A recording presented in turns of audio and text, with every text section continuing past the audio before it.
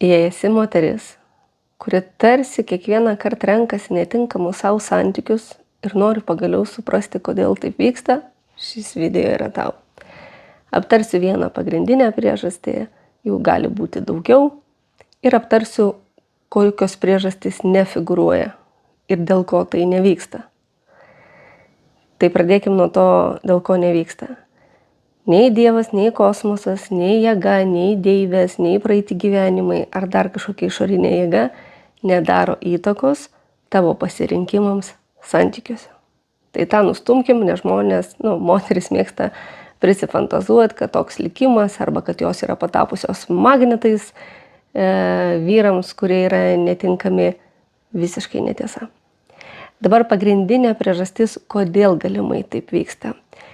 Kaip vidinių konfliktų specialistė esu pastebėjusi, kad viena iš priežasčių yra pagarba. Kitaip sakant, nepagarba. Dabar žodį pagarbą mes naudojam dažnai ir daug, tačiau retai susimastom, kas iš tikrųjų tai yra. Aš paprastumo dėliai išskaidau į 3 segmentus. Pagarba tai yra, kai save matai, tai tarkim savigarba, kai save matai, kai save girdi ir kai paisai savęs.